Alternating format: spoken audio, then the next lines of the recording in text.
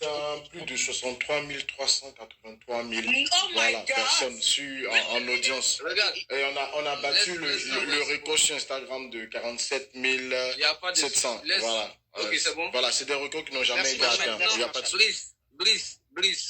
Suspect. Oui. Je pense que on a assez ri et on s'est assez caché derrière des arguments. Emmanuel Keïta a soulevé le point tout à l'heure des proxénètes. Avant de parler des proxénètes, je n'étais pas dit que c'était impossible qu'une fille pauvre rencontre un sugar daddy. Je n'étais jamais dit ça. Je t'ai dit que allons-y tout doucement. Il finit, Emmanuel. Emmanuel, on ne l'interrompt pas. Ne l'interromps pas, Emmanuel. Je vais te répéter. Non, tu vas recadrer. S'il ne dit pas vrai, tu vas recadrer.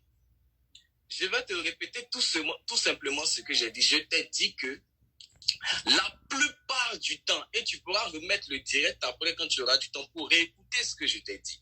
La plupart du temps, ces sugar daddy-là sont avec des filles qui flashent déjà. C'est pour ça que je te dis là. C'est pour ça que quand tu viens me dire que moi je te dis que c'est impossible, tu es en train de ne pas dire la vérité. Maintenant quand tu parles de quand tu parles il finit, Emmanuel. Là, j'ai gâté, je l'ai coupé. Regarde, maintenant, quand tu parles des proxénètes, tu parles des proxénètes pour te donner raison, comme si oui, toi, tu ne connais pas les... Mais attends, tu ne vas pas me dire que les proxénètes forcent quelqu'un. Tu ne vas pas venir me dire que les proxénètes viennent mettre des couteaux sur le cou de ces filles-là pour dire allez donner vos corps à des hommes mariés en échange d'un prix. Qu'est-ce que tu es en train d'essayer de nous faire croire là? Il y a là une volonté d'aller vers la facilité. Adam, on ne force pas quelqu'un, ils n'ont forcé personne. Tu parles des proxénètes comme si les proxénètes, ils venaient dire, viens ici, toi, tu es pauvre, viens, allons, je vais te sauver. Mais non, si tu acceptes ça, c'est que tu as accepté la facilité, on ne t'a pas forcé. Attends, et puis là encore, là, je suppose que là, j'ai déjà déboli ton argument, et puis je vais continuer dans ce que tu as dit. Tu penses? Tu nous dis ici que, allons dire tout doucement, tu nous dis ici que toi, tu n'as jamais dit à quelqu'un tu n'as jamais dit à une fille de se lancer dans ce sugar daddy là, mais je suis d'accord, Emmanuel Keïta, je n'ai jamais dit que tu l'as dit, mais regarde, là où ton raisonnement, il est tricheur. Tu nous dis comme ça que ces femmes-là, parce que moi, ton jeu de compassion,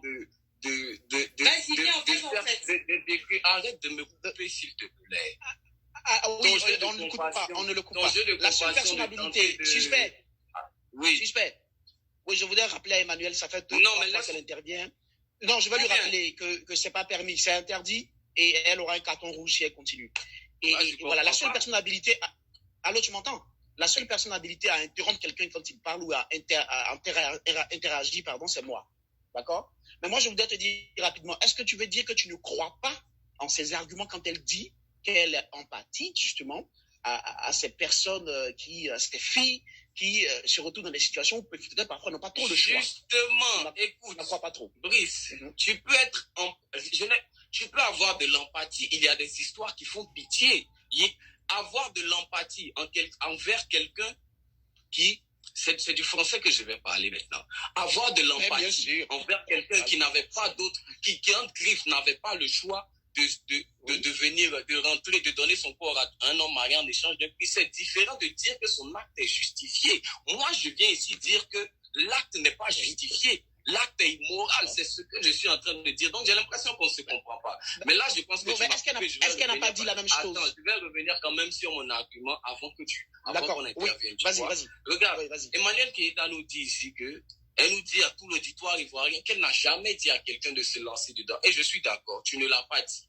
Mais là où ton raisonnement est tricheur, c'est où tu dis déjà à ces femmes-là que, écoutez, comme vous êtes déjà dedans, c'est vrai, c'est pas bon, mais comme vous êtes déjà dedans, écoutez, demandez ce monsieur-là de vous donner 5 millions, et puis, de vous donner une certaine somme, et puis vous allez reconstruire votre... Allez vous installer, allez vous prendre en charge.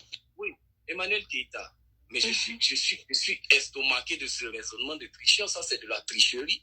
Attends, il faut faire comprendre à nos sœurs que se construire honnêtement demande des sacrifices. Si on pouvait se permettre ce genre de petites combines là, mais on allait tous le faire. Moi, carrément, j'allais dire à mes petites sœurs, il suffit de dire que, bon, pour celles qui sont déjà dedans, prenez ce que vous avez à prendre pour sortir. C'est carrément du blanchiment d'argent. Je vais te donner, avant de démonter ça, je vais te donner l'exemple d'un voleur. Allons-y tout doucement. Je vais te donner l'exemple d'un voleur. Oui, on y va, suspect. Le braqueur ou le voleur, il ne vole pas parce qu'il était orienté en première année de braquage à l'université de Cocody. Il braque parce qu'il a des besoins, il braque parce que sa famille ne mange pas, il braque parce qu'il est dos au mur. Est-ce à dire que c'est justifié? Non, ce n'est pas justifié. Et c'est comme si toi, tu dis à ce voleur, je ne suis pas en train de dire que les femmes qui ont des sugar daddy sont des voleuses. Non, je suis en train de mettre en évidence le fait qu'on a deux personnes qui choisissent la facilité au lieu du chemin normal. Voilà, c'est pour ça que je prends cet exemple. C'est comme si tu dis doucement à ce voleur-là que, c'est vrai que je n'encourage pas le vol, mais étant donné que tu es déjà voleur, écoute, ce que tu vas faire, il faut monter tes coups parce que Emmanuel Keïta a